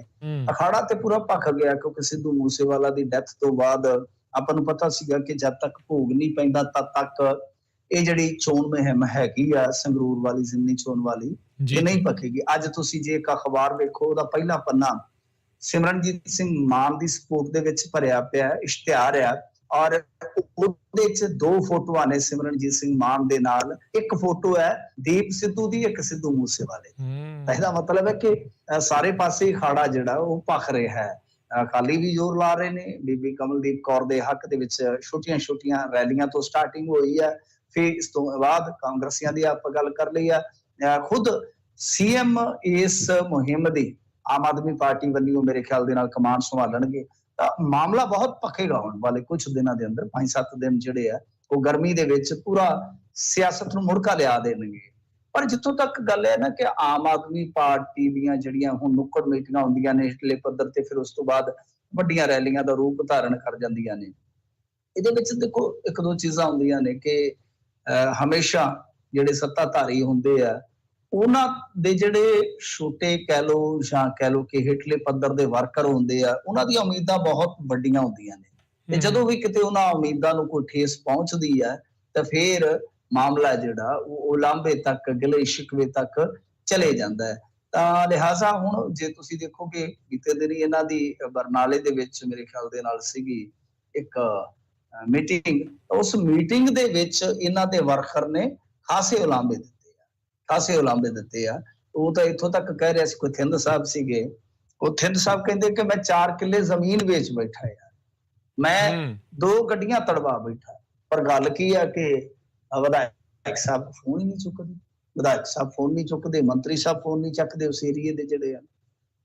ਹੁਣ ਕੱਲ ਗੋਗੀ ਸਾਹਿਬ ਵੀ ਬੋਲ ਰਹੇ ਸਨ, ਕਾਫੀ ਐਕਟਿਵ ਐਮਐਲਏ ਨੇ ਇਹਨਾਂ ਦੇ, ਉਹ ਵੀ ਕਹਿ ਲੋ ਕਿ ਕਿਸੇ ਦੂਜੀ ਪਾਰਟੀ ਚੋਂ ਆਏ ਹੋਏ ਨੇ, ਜਿੱਤ ਗਏ ਸਨ ਵਿਧਾਇਕ ਨੇ, ਤੇ ਨਸ਼ੇ ਦੇ ਵਿਰੁੱਧ ਅੱਛਾ ਕੰਮ ਕਰ ਰਹੇ ਨੇ। ਦੇਖੋ ਜਿਹੜਾ ਅੱਛਾ ਕੰਮ ਕਰਦਾ ਹੈ ਉਹਨੂੰ ਅੱਛਾ ਹੀ ਕਿਹਾ ਜਾਂਦਾ ਹੈ, ਤਾਂ ਅੱਛਾ ਕੰਮ ਕਰ ਰਹੇ ਨੇ। ਉਹ ਵੀ ਕੱਲ ਲਾਂਭਾ ਦੇ ਰਹੇ ਸੀ ਕਿ ਸਾਡੇ ਫੋਨ ਮੰਤਰੀ ਸਾਹਿਬ ਚੁੱਕਦੇ ਹੀ ਨਹੀਂ। ਇਹ ਇੱਕ ਸਮੱਸਿਆ ਹੈ, ਇੱਕ ਮੰਤਰੀ ਬਾਰੇ ਤੇ ਪੱਤਰਕਾਰਾਂ 'ਚ ਚਰਚਾ ਹੈ ਕਿ ਉਹ ਆਪ ਹੀ ਆਵਾਜ਼ ਬਦਲ ਕੇ ਅੱਗੋਂ ਕਹਿੰਦਾ ਵੀ ਮੈਂ ਪੀਏ ਬੋਲਦਾ ਪਿਆ, ਦੱਸੋ ਕੀ ਕੰਮ ਹੈ। ਤੇ ਜੇ ਤੇ ਕੋਈ ਗੱਲ ਹੋਵੇ ਨਾਰਮਲ ਤਾਂ ਗੱਲ ਕਰ ਲੈਂਦਾ, ਨਹੀਂ ਤਾਂ ਕਹਿੰਦਾ ਨਹੀਂ ਉਹ ਸਾਹਿਬ ਤੇ ਮੀਟਿੰਗ 'ਚ ਨਹੀਂ। ਉਹ ਕਹਿੰਦੇ ਵੀ ਸਾਨੂੰ ਤੇ ਇਹ ਲੱਗਦਾ ਵੀ ਇਹ ਮੰਤਰੀ ਜਿਹੜਾ ਹੈ ਨਾ ਉਹ ਆਵਾਜ਼ ਬਦਲ ਕੇ ਬੋਲ।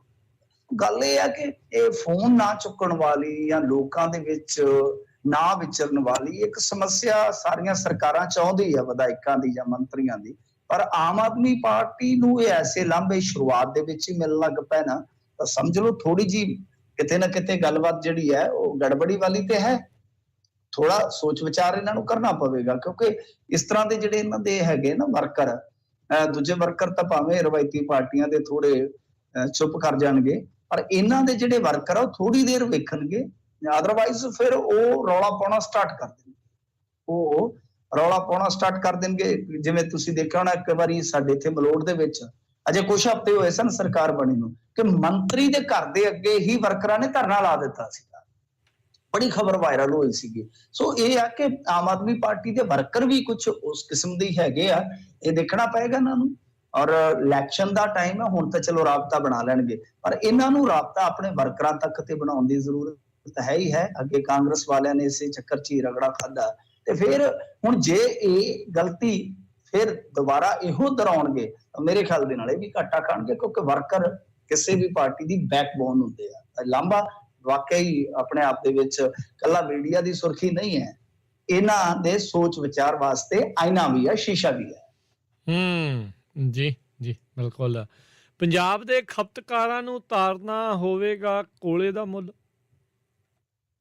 ਹਾਂਜੀ ਦੇਖੋ, ਇਹ ਕੋਲੇ ਦਾ ਜਿਹੜਾ ਮੁੱਲ ਆ ਕੁਛ ਇਸ ਕਿਸਮ ਦਾ ਹੈ। ਮਾਜ਼ਰਾ ਜੇ ਆਪਾਂ ਦੇਖੀਏ ਕਿ ਭਾਰਤ ਸਰਕਾਰ ਨੇ ਇੱਕ ਕੰਡੀਸ਼ਨ ਲਾ ਦਿੱਤੀ ਕਿ ਭਾਈ ਤੁਸੀਂ 10% ਕੋਲਾ ਜਿਹੜਾ ਉਹ ਇੰਪੋਰਟ ਕਰੋ 10% ਕੋਲਾ, ਜਿਹਦੀ ਆਪਾਂ ਬੜੀ ਵਾਰੀ ਗੱਲਬਾਤ ਕੀਤੀ ਹੈ। ਹੁਣ ਕੁਝ ਰਾਜਾਂ ਨੇ, ਜਿਵੇਂ ਯੂਪੀ ਆ, ਤੁਸੀਂ ਦੇਖਿਆ ਹੋਵੇਗਾ, ਤਾਂ ਯੂਪੀ ਨੇ ਉਹ ਸ਼ਰਤ ਪੂਰੀ ਨਹੀਂ ਕੀਤੀ ਤੇ ਇਹਨਾਂ ਨੇ ਉਹਦੀ ਸਪਲਾਈ ਘਟਾ ਦਿੱਤੀ ਹੈ। ਤਾਂ ਗੱਲ ਕੀ ਹੈ ਕਿ ਯੂਪੀ ਵਰਗਾ ਸਟੇਟ ਆਉਣ ਵਾਲੇ ਦਿਨਾਂ ਦੇ ਵਿੱਚ ਜਿਵੇਂ ਉਹ ਬਿਜਲੀ ਕੱਟਾਂ ਨਾਲ ਜੂਝ ਰਿਹਾ, ਬਹੁਤ ਜ਼ਿਆਦਾ ਉੱਥੇ ਕਿੱਲਤ ਹੋ ਸਕਦੀ। ਪਰ ਕਿਉਂਕਿ ਪੰਜਾਬ ਇਹ ਰਿਸਕ ਨਹੀਂ ਲੈ ਸਕਦਾ, ਪੰਜਾਬ ਗਵਰਨਮੈਂਟ ਨੂੰ ਇਹ ਕਰਨਾ ਹੀ ਪਏਗਾ, ਕਿਉਂਕਿ ਖੇਤੀਬਾੜੀ ਸਾਰੀ ਜਿਹੜੀ ਹੈ ਇੱਧਰ ਨਿਰਭਰ ਹੈ। ਇਹੀ ਫਰਕ ਹੈ ਨਾ, ਬੇਸਿਕ ਫਰਕ ਹੈ। ਕੁਝ ਰਾਜਾਂ ਦੇ ਵਿੱਚ ਘੱਟ ਫਰਕ ਪੈਂਦਾ ਲਾਈਟ ਦਾ, ਔਰ ਪੰਜਾਬ ਦੇ ਵਿੱਚ ਬਿਜਲੀ 4 ਦਿਨ ਨਾ ਹੋਵੇ ਤਾਂ ਤੁਹਾਨੂੰ ਪਤਾ ਹੀ ਹੈ ਹਾਲ ਪਾਰਿਆ ਮੱਚ ਜਾਏਗੀ। ਤਾਂ ਬਹਰਹਾਲ ਜੋ ਹੁਣ ਇਹ ਖਰਚਾ ਆਏਗਾ, ਮਸਲਨ ਜੋ ਆਪਾਂ ਨੂੰ ਕੋਲਾ ਆਉਣਾ, ਕਿਉਂਕਿ ਜਿਵੇਂ ਆਪਾਂ ਗੱਲ ਕੀਤੀ ਕਿ 10% ਤੁਹਾਨੂੰ ਇੰਪੋਰਟ ਕੀਤਾ ਵਿਦੇਸ਼ੀ ਕੋਲਾ ਜਿਹੜਾ ਇਸਤੇਮਾਲ ਕਰਨਾ ਪਏਗਾ, ਤਾਂ 80 ਲੱਖ ਟਨ ਕੋਲੇ ਦੀ ਜਿਹੜੀ ਕਹਿੰਦੇ ਆ ਕਿ ਸਤੰਬਰ ਤੱਕ ਹੋਏਗੀ, ਖਰੀਦ ਹੋਏਗੀ। ਤਾਂ ਇਹਦੇ ਵਿੱਚ ਵਿਦੇਸ਼ੀ ਕੋਲਾ ਫਿਰ ਕਿੰਨਾ ਬਣ ਗਿਆ? 8 ਲੱਖ ਟਨ। ਤਾਂ ਵਿਦੇਸ਼ੀ ਕੋਲੇ ਕਰਕੇ ਰਾਜਾਂ ਦੇ ਉੱਪਰ ਜਿਹੜਾ 24,000 ਕਰੋੜ ਰੁਪਏ ਦਾ ਵਾਧੂ ਖਰਚਾ ਪਵੇਗਾ। ਪੰਜਾਬ ਨੇ ਦੱਸਦੇ ਆ ਕਿ ਮੇਰੇ ਖਿਆਲ ਦੇ ਨਾਲ ਇਹ ਪੰਜਾਬ ਸਰਕਾਰ ਦਾ ਹੀ ਆ ਜਾਏਗਾ। ਪੰਜਾਬ ਸਰਕਾਰ ਨੇ ਇੰਡੋਨੇਸ਼ੀਆ ਤੋਂ 1.5 ਲੱਖ ਮੀਟ੍ਰਿਕ ਟਨ ਕੋਲੇ ਦਾ ਆਰਡਰ ਦਿੱਤਾ, ਜਦੋਂ ਕਿ ਕੋਲ ਇੰਡੀਆ ਨੂੰ ਬਾਕੀ ਕੋਲੇ ਦੀ ਮਾਤਰਾ ਦੀ ਦਰਾਮਦ ਕਰ ਲਈ ਹੈ। ਸੋ ਇਹ ਮਸਲਾ ਜਿਹੜਾ ਉਹ ਫਿਰ ਕੁਝ ਐਸਾ ਹੈ ਕਿ ਜਦੋਂ ਇਸ ਤਰ੍ਹਾਂ ਦੇ ਖਰਚੇ ਵੱਧ ਜਾਣਗੇ ਤੁਹਾਡੇ, ਕਿਉਂਕਿ ਅੱਗੇ ਆ ਜਾਏਗਾ ਫਿਰ ਮੌਨਸੂਨ ਜਦੋਂ ਆਉਂਦਾ ਹੈ ਤੇ ਕੋਲਾ ਜਿਹੜਾ ਹੈ ਨਾ ਉਹਦੀ ਨਿਕਾਸੀ ਬੰਦ ਹੋ ਜਾਂਦੀ ਹੈ।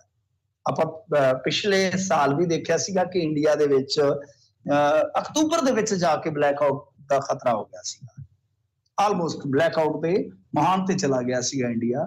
ਤਾਂ ਉਹਦਾ ਕਾਰਨ ਇਹੋ ਸੀਗਾ ਕਿ ਇਹ ਕੋਲੇ ਦੀ ਨਿਕਾਸੀ ਬੰਦ ਹੋ ਗਈ ਸੀ। ਪਰ ਇੱਥੇ ਕੋਲੇ ਦੀ ਨਿਕਾਸੀ ਵਾਸਤੇ ਹੁਣ ਤੇ ਟਾਈਮ ਸੀ, ਪਰ ਬਾਵਜੂਦ ਇਸ ਤੇ ਜਿਹੜੀ 10% ਵਿਦੇਸ਼ੀ ਕੋਲੇ ਦੀ ਇਹਨਾਂ ਨੇ ਕਿਹਾ ਕਿ ਇਹ ਦਰਕਾਰ ਜ਼ਰੂਰੀ ਹੈ, ਉਹਦੇ ਵਿੱਚ ਬਹੁਤ ਹੱਦ ਤੱਕ ਮੈਂ ਕਹਾਂ ਕਿ ਇੱਕ ਜਿਹੜਾ ਕਾਰਪੋਰੇਟ ਘਰਾਣਾ ਹੈ ਉਹ ਇਸ ਧੰਦੇ ਤੇ ਕਾਬਜ਼ ਹੋ ਚੁੱਕਾ ਹੈ। ਉਹਦੀ ਖਦਾਨ ਵੀ ਸਭ ਨੂੰ ਪਤਾ ਹੈਗੀ ਆ ਬਾਹਰ। ਤਾਂ ਇਸ ਸਾਰੇ ਧੰਦੇ ਦੇ ਵਿੱਚ ਕਿਤੇ ਨਾ ਕਿਤੇ ਉਹਨੂੰ ਫਾਇਦਾ ਪਹੁੰਚਾਉਣ ਵਾਸਤੇ ਸਮਝਿਆ ਜਾਂਦਾ ਕਿ ਇਹ ਸ਼ਰਤ ਰੱਖ ਦਿੱਤੀ ਗਈ। ਐਸੇ ਮੌਕੇ ਤੇ ਸ਼ਰਤ ਰੱਖ ਦਿੱਤੀ ਗਈ ਜਦੋਂ ਗਰਮੀ ਵੀ ਅਗੇਤੀ ਪੈਣੀ ਸਟਾਰਟ ਹੋਈ, ਜਦੋਂ ਬਿਜਲੀ ਦੀ ਖਪਤ ਵੀ ਵਧਿਆ ਤੇ ਜਦੋਂ ਕੋਲੇ ਦੀ ਨਿਕਾਸੀ ਵੀ ਪ੍ਰਭਾਵਿਤ ਹੋ ਰਹੀ ਹੈ। ਵੀ ਮਤਲਬ ਕਿ ਜਿਹੜਾ ਜ਼ੋਰ ਤੁਸੀਂ ਲਾ ਰਹੇ ਹੋ ਕਿ ਵਿਦੇਸ਼ਾਂ ਤੋਂ ਕੋਲਾ ਮੰਗਾਓ, ਜੇ ਇਹੀ ਜ਼ੋਰ ਨਿਕਾਸੀ ਤੇ ਲਾਇਆ ਹੁੰਦਾ ਤੇ ਸ਼ਾਇਦ ਕਹਾਣੀ ਜਿਹੜੀ ਹੈ ਉਹ ਸਹੀ ਹੁੰਦੀ। ਤਾਂ ਕਹਿਣ ਦਾ ਭਾਵ ਇਹ ਹੈ ਕਿ ਜੇ ਖਪਤਕਾਰਾਂ ਦੀ ਗੱਲ ਕਰੋਗੇ, ਇੱਥੇ ਕਹਿੰਦੇ ਆ ਕਿ 70 ਪੈਸੇ ਤੋਂ ਲੈ ਕੇ 1 ਰੁਪਏ ਯੂਨਿਟ ਵਾਧੂ ਭਾਰ ਪਵੇਗਾ। ਤਾਂ ਟੋਟਲ ਜਦੋਂ ਬਿੱਲ ਬਣੇਗਾ ਕਈ ਹਜ਼ਾਰ ਕਰੋੜ ਦਾ, ਤਾਂ ਫਿਰ ਉਹ ਜਿਹੜਾ ਬੋਝ ਹੈ, ਕਿਉਂਕਿ ਬੋਝ ਦੇ ਥੱਲੇ ਤੇ ਪਾਵਰਕਾਮ ਪਹਿਲਾਂ ਹੀ ਦੱਬੀ ਪਈ ਆ, ਤਾਂ ਉਹ ਬੋਝ ਐਂਡ ਆਫ ਦਾ ਡੇ ਕਹਿੰਦੇ ਆ ਕਿ ਜਾ ਕੇ ਖਪਤਕਾਰ ਤੇ ਪੈਣਾ ਹੁੰਦਾ। ਤਾਂ ਖਪਤਕਾਰ ਤੇ ਜਿਹੜਾ ਇਹ ਬੋਝ ਪਏਗਾ ਤਾਂ ਮਿਨੀਮਮ 70 ਪੈਸੇ ਤੇ ਮੈਕਸਿਮਮ ਹੋ ਸਕਦਾ ਰੁਪਈਆ, ਸਵਾ ਰੁਪਈਆ ਵੀ ਪੈ ਜਾਵੇ, ਪਰ ਹੀ ਹੁੰਦਾ। ਜੀ ਜੀ ਜੀ। ਅਗਲੀ ਗੱਲ ਕਰੀਏ, ਸਿਵਲ ਸਕੱਤਰੇਤ ਦੀ ਸੁਰੱਖਿਆ ਦੇ ਉੱਤੇ ਵੀ ਉੱਠਣ ਲੱਗੇ ਕਈ ਸਵਾਲ। ਦੇਖੋ, ਸਿਵਲ ਸਕੱਤਰਤ ਦਾ ਜਿਹੜਾ ਮਾਮਲਾ ਹੈ ਨਾ, ਇਹ ਮਾਮਲਾ ਹੈਗਾ ਸਿਕਿਉਰਿਟੀ ਦੇ ਬਿੱਲ ਨੂੰ ਲੈ ਕੇ। ਸਿਕਿਉਰਿਟੀ ਦਾ ਜਿਹੜਾ ਬਿੱਲ ਹੈ ਉਹ ਦੱਸਦੇ ਆ ਕਿ 150 ਕਰੋੜ ਰੁਪਈਆ ਬਕਾਇਆ ਖਲੋਤਾ ਹੈ, ਕਿਉਂਕਿ 1995 ਦੇ ਵਿੱਚ ਜਦੋਂ ਬੇਅੰਤ ਸਿੰਘ ਦਾ ਕਤਲ ਹੋ ਗਿਆ, ਬੇਅੰਤ ਸਿੰਘ ਨੂੰ ਮਾਰ ਦਿੱਤਾ ਗਿਆ, ਤਾਂ ਇਹ ਫਿਰ ਪੱਕੇ ਤੌਰ ਤੇ ਸਿਕਿਉਰਿਟੀ ਬਿਠਾ ਕੇ ਬਹਿ ਜਾਂਦੇ ਆ ਕਿ ਭਾਈ ਸਿਕਿਉਰਿਟੀ ਜਿਹੜੀ ਹੈ ਉਹ ਕੇਂਦਰ ਇੱਥੇ ਦੇ ਦੇਵੇ, ਸਾਨੂੰ ਪ੍ਰੋਵਾਈਡ ਕਰਦੇ ਦੇ। ਤੇ ਜਿਹੜੇ ਕੇਂਦਰ ਦੇ ਹੈਗੇ ਨੇ ਦਸਤੇ, ਉਹ ਇੱਥੇ ਬੈਠ ਗਏ। ਉਦੋਂ ਤੋਂ ਲੈ ਕੇ ਹੁਣ ਤੱਕ ਕਹਿੰਦੇ ਆ ਕਿ ਕਈ 100 ਜਵਾਨ ਜਿਹੜੇ ਆ ਨਾ ਉਹ ਸਿਕਿਉਰਿਟੀ ਪ੍ਰੋਵਾਈਡ ਕਰਦੇ ਆ। ਹਾਲਾਂਕਿ ਆਪਾਂ ਨੂੰ ਪਤਾ ਹੀ ਹੈ ਕਿ 24 ਸਾਲਾਂ ਦੇ ਵਿੱਚ ਉਸ ਤੋਂ ਬਾਅਦ ਕੋਈ ਘਟਨਾ ਵਾਪਰੀ ਨਹੀਂ ਹੈ। ਤੇ ਇਹਦੇ ਵਿੱਚ ਕੀ ਹੈ ਕਿ ਜੇ ਆਪਾਂ ਦੇਖੀਏ ਤਾਂ ਤਕਰੀਬਨ ਮਨਪ੍ਰੀਤ ਸਿੰਘ ਬਾਦਲ ਨੇ 150 ਕਰੋੜ ਰੁਪਏ ਤੋਂ ਵੱਧ ਦੀ ਜਿਹੜੀ ਰਕਮ ਦੇਣੀ ਸੀ ਉਸ ਟਾਈਮ ਜਦੋਂ ਫਾਈਨੈਂਸ ਮਿਨਿਸਟਰ ਹੁੰਦੇ ਸੀਗੇ। ਤੇ ਵਿਧਾਨ ਸਭਾ ਚੋਣਾਂ ਤੋਂ ਪਹਿਲਾਂ ਜਿਹੜਾ ਮਤਲਬ ਕਿ ਪੰਜਾਬ ਸਰਕਾਰ ਦਾ ਵਿੱਤ ਮੰਤਰੀ ਸੀਗਾ ਬਾਦਲ, ਉਹਨੇ ਅਦਾਇਗੀ ਵੀ ਕੀਤੀ, ਪਰ ਉਸ ਤੋਂ ਬਾਅਦ ਦੀ ਜਿਹੜੀ ਰਕਮ ਸੀਗੀ ਉਹ ਹਾਲੇ ਵੀ ਬਕਾਇਆ 150 ਕਰੋੜ। ਇਹਦਾ ਮਤਲਬ ਇਹ ਆ ਕਿ ਜੇ ਆਪਾਂ ਐਵਰੇਜ ਲਾਈਏ ਤੇ ਕੋਈ 100-150 ਕਰੋੜ ਰੁਪਈਆ ਤੇ ਮੇਰੇ ਖਿਆਲ ਦੇ ਨਾਲ ਖਰਚਾ ਆਉਂਦਾ ਹੀ ਹੋਊਗਾ। ਹਾਲਾਂਕਿ ਹਰਿਆਣਾ ਸਰਕਾਰ ਵੱਲੋਂ ਤੇ ਜਿਹੜਾ ਪੰਜਾਬ ਸਰਕਾਰ ਵੱਲੋਂ ਜੋ ਖਰਚ ਕੀਤਾ ਜਾਂਦਾ ਹੈ, ਤਾਂ ਕਹਿੰਦੇ ਆ ਕਿ ਇਹ ਤਕਰੀਬਨ 7,000 ਕਰੋੜ ਹੁਣ ਤੱਕ ਆ ਚੁੱਕਾ ਹੈ ਸਿਕਿਉਰਿਟੀ ਦਾ ਖਰਚਾ, ਸਿਕਿਉਰਿਟੀ ਦਾ ਬਿੱਲ। ਤਾਂ ਤੁਸੀਂ ਹਿਸਾਬ ਲਾ ਲਓ ਫਿਰ, ਜੇ ਗਿਣੀਏ ਤੇ ਆਪਾਂ ਲਾ ਲਿਓ ਕਿ ਮੋਟਾ ਹਿਸਾਬ 200-250 ਕਰੋੜ ਰੁਪਈਆ ਬਣ ਜਾਏਗਾ। ਕੁਝ 100-150 ਕਰੋੜ ਕਹਿੰਦੇ, ਪਰ ਕੁਝ ਅੰਕੜੇ ਜੇ ਤੁਸੀਂ ਇਸ ਹਿਸਾਬ ਨਾਲ ਚੱਲੋਗੇ 7,000 ਕਰੋੜ ਦੇ ਹਿਸਾਬ ਦੇ ਨਾਲ, ਤਾਂ ਫਿਰ ਤਕਰੀਬਨ 200-250 ਕਰੋੜ ਦਾ ਖਰਚਾ ਆ ਜਾਏਗਾ ਸਾਲਾਨਾ। ਤਾਂ ਇੱਥੇ ਹੁਣ ਇੱਕ ਸਵਾਲ ਉੱਠਦਾ ਹੈ, ਸਵਾਲ ਕਰ ਵੀ ਰਹੇ ਨੇ ਲੋਕ ਜਿਨ੍ਹਾਂ ਨੂੰ ਵੀ ਇਸ ਗੱਲ ਦਾ ਪਤਾ ਹੈ। ਉਹ ਕਹਿੰਦੇ ਆ ਕਿ ਪਹਿਲੀ ਗੱਲ ਹੈ ਕਿ 24 ਸਾਲ ਹੋ ਗਏ ਆ, ਕੋਈ ਘਟਨਾ ਵਾਪਰੀ ਨਹੀਂ, ਔਰ ਦੁਆ ਕਰਦੇ ਕੋਈ ਵਾਪਰੇ ਵੀ ਨਾ ਪੰਜਾਬ ਦੇ ਵਿੱਚ। ਦੂਸਰੀ ਗੱਲ ਇਹ ਹੈ ਕਿ ਤੁਹਾਡੇ ਕੋਲ 80,000 ਦੇ ਕਰੀਬ ਪੰਜਾਬ ਪੁਲਿਸ ਦੀ ਨਫਰੀ ਹੈ। ਕੀ ਤੁਸੀਂ ਉਹਨੂੰ ਕੈਪੇਬਲ ਨਹੀਂ ਸਮਝਦੇ ਕਿ ਉਹ ਸਿਕਿਉਰਿਟੀ ਪ੍ਰੋਵਾਈਡ ਕਰ ਸਕਦੀ ਹੈ ਆਪਣੇ ਪੱਧਰ ਤੇ? ਪਰ ਇਹਦਾ ਮਸਲਾ ਜਿਹੜਾ ਉਹ ਦੂਜੇ ਪਾਸੇ ਫਿਰ ਜੁੜ ਜਾਂਦਾ ਹੈ ਕੁਝ ਸਿਆਸਤ ਦੇ ਨਾਲ, ਕਿਉਂਕਿ ਜੇ ਗੱਲ ਚੱਲਦੀ ਵੀ ਹੈ, ਇਹ ਦੱਸਦੇ ਆ ਕਿ ਕੁਝ ਵਿੱਚੋਂ ਸਿਆਸਤਦਾਨ ਜਿਹੜੇ ਆ ਉਹ ਪਤਾ ਨਹੀਂ ਡਰਦੇ ਮਾਰੇ ਜਾਂ ਪਤਾ ਨਹੀਂ ਕੀ ਕਾਰਨ ਆ, ਉਹ ਕਹਿ ਦਿੰਦੇ ਆ ਕਿ ਨਹੀਂ, ਇਹ ਕੰਮ ਹੈ ਜਿਹੜਾ ਉਹ ਇਸੇ ਤਰ੍ਹਾਂ ਹੀ ਚੱਲਣਾ ਚਾਹੀਦਾ ਕਿਉਂਕਿ ਅਸੀਂ ਰਿਸਕ ਤੇ ਆ। ਤਾਂ ਇਹ ਮਾਮਲਾ ਪਰ ਬਹੁਤ ਵੱਡਾ ਬਿੱਲ ਬਣਦਾ। ਜੇ ਆਪਾਂ ਦੇਖੀਏ ਇਹ ਬਹੁਤ ਵੱਡਾ ਬਿੱਲ ਬਣ ਜਾਂਦਾ ਸਿਵਲ ਸੈਕਟਰੀਏਟ ਦੀ ਸਿਕਿਉਰਿਟੀ ਵਾਸਤੇ। ਜੀ ਜੀ ਜੀ। ਸੋ ਮਿੰਟੂ ਜਾਂਦੇ ਜੇ ਗੱਲ ਕਰੀਏ, ਪੁਲਿਸ ਵੀ ਸਹਿਮ ਚ ਚੌਂਕੀ ਦਾ ਗੇਟ ਹੀ ਬੰਦ ਕਰਵਾ ਲਿਆ। ਹਾਂਜੀ, ਦੇਖੋ, ਇਹ ਜਲੰਧਰ ਦੀ ਇੱਕ ਚੌਂਕੀ ਦਾ ਮਾਮਲਾ ਆਇਆ। ਮਕਸੂਦਾ ਥਾਣੇ ਦੇ ਅਧੀਨ ਆਉਂਦੀ ਹੈ ਕੋਈ ਮੰਡ ਚੌਂਕੀ, ਤੇ ਦੱਸਦੇ ਆ ਕਿ ਉੱਥੇ ਵਾਹਵਾ ਘਟਨਾਵਾਂ ਹੋਣ ਡਈਆਂ ਠਾਹ ਵਾਲੀਆਂ, ਤੇ ਉਹਨਾਂ ਨੇ ਆਪਣਾ ਮੇਨ ਗੇਟ ਹੀ ਚਨਵਾ ਦਿੱਤਾ। ਜਿਹੜਾ ਮਤਲਬ ਕਿ ਸੜਕ ਵੱਲ ਖੁੱਲਦਾ ਸੀਗਾ ਨਾ, ਮੇਨ ਸੜਕ ਵੱਲ, ਉਹ ਗੇਟ ਹੀ ਚਨਵਾ ਦਿੱਤਾ, ਬੰਦ ਕਰ ਦਿੱਤਾ ਹੈ। ਉਧਰ ਜੰਗਲੇ ਵਾਲੀ ਬਾਰੀ ਛੱਡ ਦਿੱਤੀ ਆ। ਲੋਕ ਆਉਂਦੇ, ਲੋਕਾਂ ਨੂੰ ਲੱਗਦਾ ਕਿ ਚੌਂਕੀ ਬੰਦ ਹੋ ਚੁੱਕੀ ਆ, ਪਰ ਪਿਛਲੇ ਪਾਸੇ ਇੱਕ ਨਿੱਕਾ ਜਿਹਾ ਗੇਟ ਬਣਾ ਲਿਆ ਉਹਨਾਂ ਨੇ। ਸੋ ਉਹਦੇ ਤੇ ਹੁਣ ਪੁਲਿਸ ਵਾਲੇ ਅੱਡੋ ਅੱਡ ਸਫਾਈ ਦਿੰਦੇ ਆ, ਪਰ ਲੋਕ ਕਹਿੰਦੇ ਆ ਕਿ ਦੇਖੋ ਜੀ, ਇਹ ਮਸਲਾ ਜਿਹੜਾ ਉਹ ਇਸੇ ਤਰ੍ਹਾਂ ਡਰ ਦੇ ਨਾਲ ਹੀ ਜੁੜਿਆ, ਜਦ ਕਿ ਜਿਹੜੇ ਥਾਣਾ ਇੰਚਾਰਜ ਉਹ ਕਹਿੰਦੇ ਕਿ ਚੌਂਕੀ ਦੇ ਵਿੱਚ ਕੰਮ ਚੱਲ ਰਿਹਾ, ਇਸ ਕਰਕੇ ਇਹ ਜਿਹੜਾ ਗੇਟ ਆ ਉਹ ਬੰਦ ਨਹੀਂ ਕੀਤਾ ਗਿਆ, ਆਰਜ਼ੀ ਤੌਰ ਤੇ ਇਹ ਲਾਂਘਾ ਬੰਦ ਕੀਤਾ ਗਿਆ। ਪਰ ਬੜੀ ਹੈਰਾਨੀ ਵਾਲੀ ਗੱਲ ਆ ਕਿ ਮੇਨ ਗੇਟ ਹੀ ਬੰਦ ਕਰ ਦਿੱਤਾ ਗਿਆ। ਤਾਂ ਉੱਥੇ ਲੋਕ ਚਰਚਾਵਾਂ ਕਰ ਰਹੇ ਨੇ ਕਿ ਪੁਲਿਸ ਵੀ ਨਿੱਤ ਦੀ ਠਾਹ ਤੋਂ ਕਿਤੇ ਨਾ ਕਿਤੇ ਘਬਰਾ ਹੋਈ ਪਈ ਆ। ਜੀ ਜੀ ਜੀ ਮਿੰਟੂ ਜੀ, ਬਹੁਤ ਸ਼ੁਕਰੀਆ, ਬਹੁਤ ਧੰਨਵਾਦ। ਮਿਲਦੇ ਹਾਂ ਜੀ ਫਿਰ ਆਪਾਂ ਅਗਲੀ ਵਾਰ। ਧੰਨਵਾਦ ਜੀ, ਸਤਿ ਸ਼੍ਰੀ ਅਕਾਲ ਜੀ। ਸਤਿ ਸ੍ਰੀ ਅਕਾਲ। ਸੋ ਤੇ ਇੱਥੇ ਪ੍ਰੋਗਰਾਮ ਦੀ ਸਮਾਪਤੀ ਹੈ। ਮੇਰੇ ਵੱਲੋਂ ਵੀ ਤੁਹਾਨੂੰ ਸਭ ਨੂੰ ਪਿਆਰ ਭਰੀ ਸਤਿ ਸ਼੍ਰੀ ਅਕਾਲ। ਸੁਣਦੇ ਰਹੋ ਪੰਜਾਬੀ ਰੇਡੀਓ USA।